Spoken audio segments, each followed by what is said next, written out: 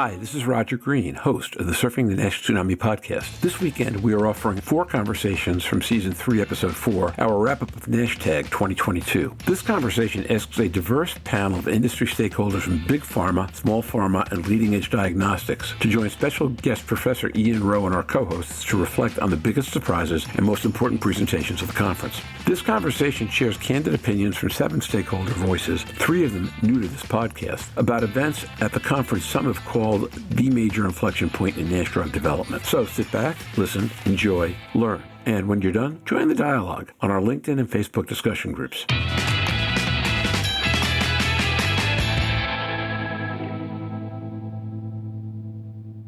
What was the one thing about NASH-TAG that most surprised you? Amy Articolo. So I'll be the brave one first. I would say the energy was what really stood out for me. I mean, I've been through countless congresses and meetings, and you definitely get a sense of the fatigue over time. And for this event, the passion just shone through from the participants, the faculty, and the attendees. I mean, it was really something that stood out to me about how passionate everyone was and how empowered they were, the curbside consult, if you will, that were happening in the rooms outside of the meeting, the attentiveness of all of the attendees, the true energy really shone to me. And the record-breaking attendance, just a testament to all of you, and fantastic job and fantastic meeting. Really, our team that attended were just thrilled to be there, thrilled to participate, and really were just impressed with the caliber and the true energy of everyone that attended the meeting. And we're so glad you showed up. And it took 5 years, but you got here as quick as you could, and you guys were a tremendous participant. So thank you for that. Amen. Anybody want to either amplify on that or go in a different direction about what really struck and surprised you about the meeting? Ian Rowe. Well, maybe I'll come in there, Roger. Only to say that the final New Year's resolution that I'll make this year is one for next year, and that is to actually get to NASH-TAG in person. I thought that the virtual experience was good, but judging by the energy that you could feel during the talks, and particularly through the podcasts daily afterwards, it was obviously the place to be last weekend, and I'll do my best to be there next year. And we'll save a spot for you, Ian, for sure. Yeah. And Stephen, I was thinking that the energy was one of the things that lifted Ian and Louise and other people I know in Europe up to stay all the way through that second evening because that was late for them and they were great with it. Rachel, go ahead. Rachel Zayas. I'll say 2 things here. I'm going to echo what was previously said with the energy and excitement and the diligence in the room. It really brought me back to my roots and really why I went into biotech in the first place. And you could just tell how hungry everybody was in the room and passionate. And I think that really spilled over, and it really has set the stage for such an incredible year for NASH and fibrosis. So that was the first and foremost thing that stuck out. Then I'm going to touch base on the elephant in the room. I'm going to go right into this. I was very surprised that there was such a substantial divergence in pathologists reading for hepatocyte ballooning.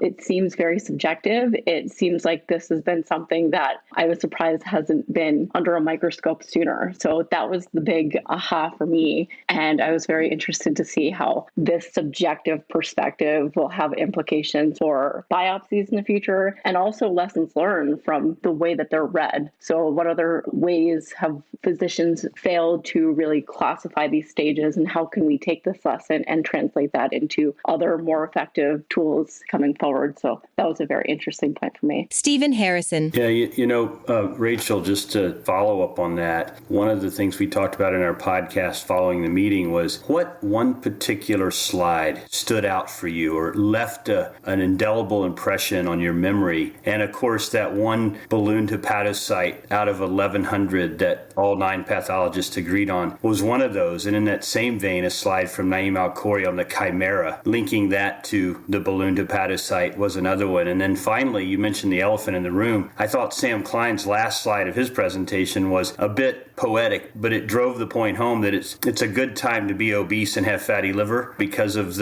all the drugs that are coming out that could potentially modulate weight loss. But you walk away from such a robust meeting like that and you try to remember key salient features or points that can help you in your own clinical practice. And to me, I always like to think about what slide could I throw in the back of my head and remember. And there were many that stood out, but you highlighted a couple for me there. Yeah, and Rachel, I have to commend you also showing your writer's Eric's chops really quickly, describing the slide about the ballooning as something that we put under the microscope is really metaphorically, I think, strong. If you didn't intend to do that, you're better than you think. And if you did intend to do that, that was really good. Stephen, the slide you didn't mention that was the one that jumped out at me was Michael Charlton doing the thing about combination therapies and putting the hearts on all the good combinations, lest anybody forget what you're supposed to visualize. So I thought that was another really exceptional slide. We'll come back. And maybe metaphorical in the sense that we don't talk about cardiovascular disease endpoints as much as we should relative to NASH. Yeah, there you go. That would be also right. So, Erin, let's come to you then. Same question. We've taken away a few topics, but go ahead. Erin Quirk. No, that's okay. I still have an original one. So I, for one, was not surprised about that energy because I knew this crowd and the energy that they bring to everything. And having listened to virtual NASHTAGs in the past, I was only pleased to see the energy still emanating, which I felt virtually as attending the conference all the way through. I guess what I was surprised about was also a point that Mike Charlton made, and that so few NASH clinical studies are capturing lifestyle of the patients that are involved. I think he said he's only aware of one industry-sponsored study where food content is being tracked. And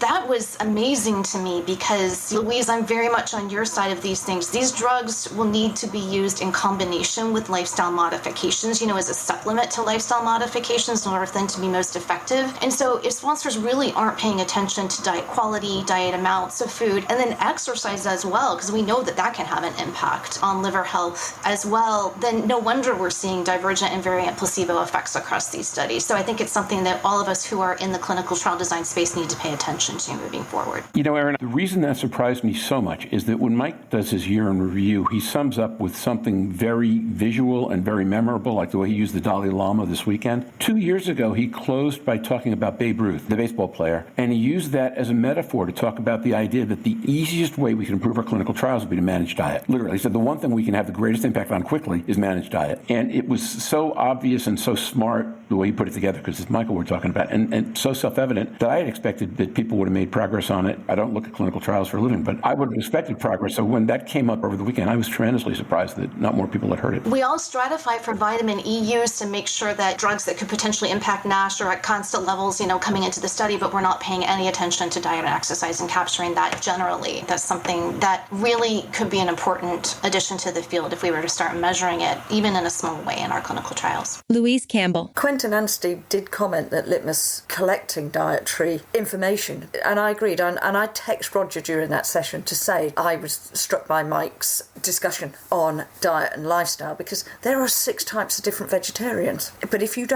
a vegan, if you're a Vovo-vegan, these all matter. One of my take-homes was the gut dysbiosis session, whereby we can look at things and look at how we can block it, how we can do it. I made the analogy of if we add vitamin A and C to food, we can increase the iron intake, but we can block iron intake by adding black tea, up to 70% of the iron. Now that's helpful for hemochromatosis. Unless we look at nutritional intake, and particularly when we look at weight loss, which I'm sure we'll come on to, in 12 weeks in some of these medications, what's the nutrient changes that we're driving? And these micronutrients through people that can have such an effect. In 12 weeks, that's a significant shift. But I've not seen any data of what we're doing to people nutritionally following these drugs and weight loss. Louise, not the first, as Erin points out, not the first time you've ever talked about this. And in fact, I thought it was one of the major themes of the weekend is how little care we're paying to understand everything about the patient that isn't about their drugs. One of the things we're learning with clinical trial development is there are ways we can begin to capture that as well.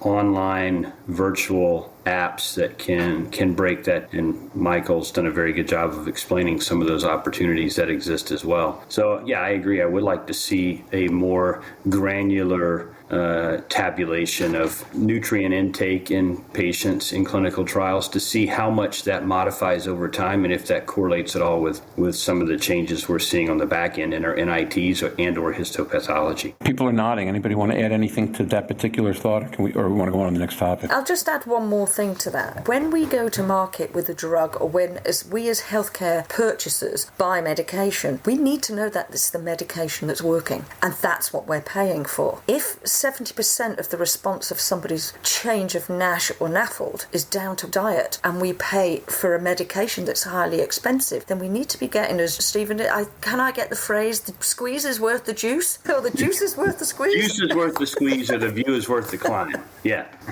So we do need to know that when we're buying a medication to help patients and anybody with the problem, that we are buying the medication. And we've maximized everything else. It's a great point, Louise. And let me give you the flip side of that one, right? Which is that we also know that drugs perform better in clinical trials than they do in practice. And we never know exactly why, but we always blame whatever. It seems that the ability to align diet to drug will, A, make the purchase more worthwhile, and B, increase the probability that you're going to get what you were looking for in the first place. And I'm mindful of the vegetarian class you've not mentioned yet, the famous pastatarians. People think if they eat pasta every day, then it's a healthy diet because there's no meat in it. But yeah, I take all that. All right, next question. We've talked about a few things that came up in the meeting outside of the fireside chats that were really striking. Was there a particular presentation that wasn't in the last 2 hours or the first half hour where the entire presentation just kind of shook you, made you think differently, or made you say, boy, I'm glad someone's talking about that because that's way overdue?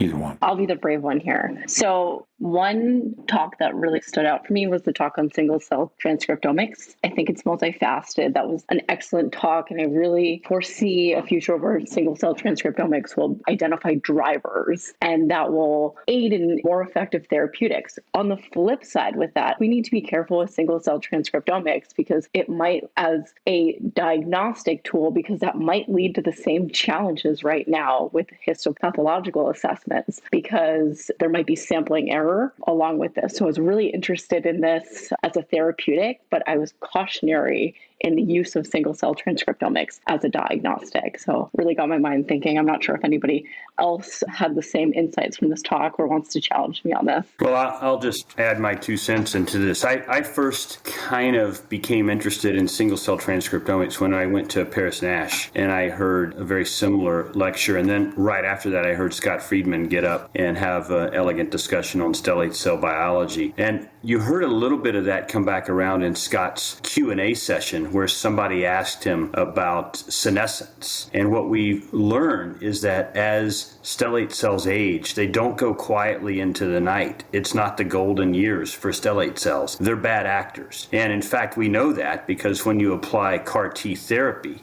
and you target senescent stellate cells and you knock them out, you get a dramatic reversal of fibrosis and serum liver chemistry tests, at least in an animal model. So there is a whole world here that needs to be explored. And I wonder, we talk about fibrosis in NASH patients, and I believe it was the Sinacrivarok Centaur trial where we did 3 biopsies over a 2-year period of time. We had different cohorts, including a placebo cohort that was re-stratified. And so we actually had a placebo cohort for 2 years and then one for 1 year. And we were able to show that fibrosis was very dynamic. In fact, it improved in 20% of people, it worsened in 20%, stayed the same at around 60%. And we thought that that was potentially just a natural history of this disease. Well, it turns out, well, maybe. It's like the old joke I used to say on the podcast before. How many psychiatrists does it take to change a light bulb? 1. But the light bulb has to want to change. And it's the same thing with stellate cells. You could have a drug that could be very impactful on stellate cell biology, but if through epigenetics or some other mechanism, the stellate cell doesn't want to change, despite the fact there's a medication knocking on the door wanting it to change, it won't change. And so we could be swimming upstream with a lot of our therapies, and maybe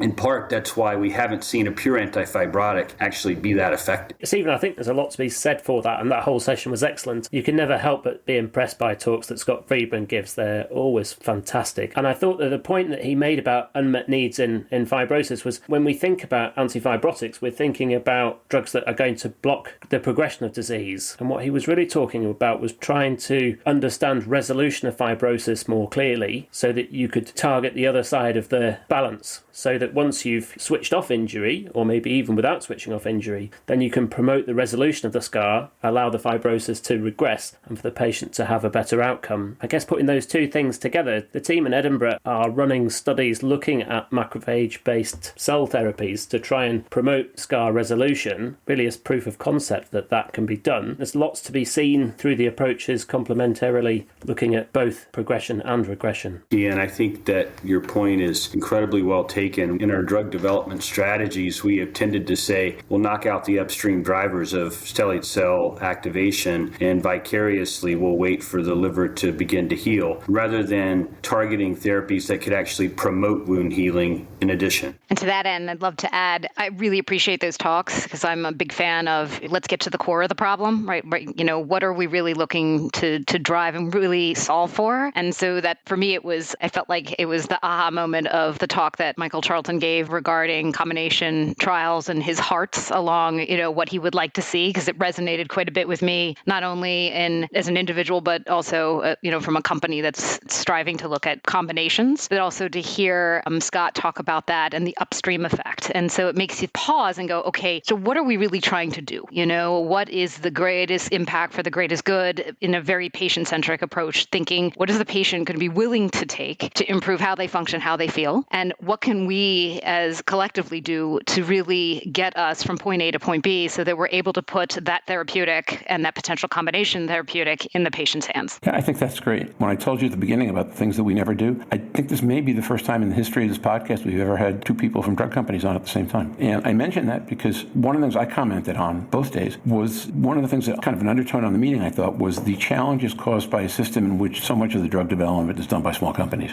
Michael talked about that as a phenomenon right at the beginning. I thought Vincent Wong's exceptionally skillful presentation of the aldafermin data touched in several different ways on the idea that if you had more money, if this was developed by a company that had more money and greater latitude, it might have gone in a different direction. And we see in a whole bunch of ways as we go back and look at the development process that people have to make compromises with the ideal in designing their trials because they can't afford not to. And then as a result, bad things happen and we get stuck. I made the comment to Amy at breakfast yesterday morning that I thought that Novo was clearly an exception, if not the exception, to big pharma really being invested in this right now. I will note that. So, Erin, I'm kind of looking at you. How firmly did you feel that issue as you listened to the meeting, as compared to how keenly do you feel it every day, which I'd be happy for you to go into also? I think this is one of my pleasant takeaways at this meeting is that small companies get to be alongside large companies and present our data and be a part of the conversation, which I think is nice. Having worked at large companies in the past, it's had the advantage, I think, of having experiences in working for a big pharma and then also for a small company as well. In some ways, necessity is the mother of invention, they say, right?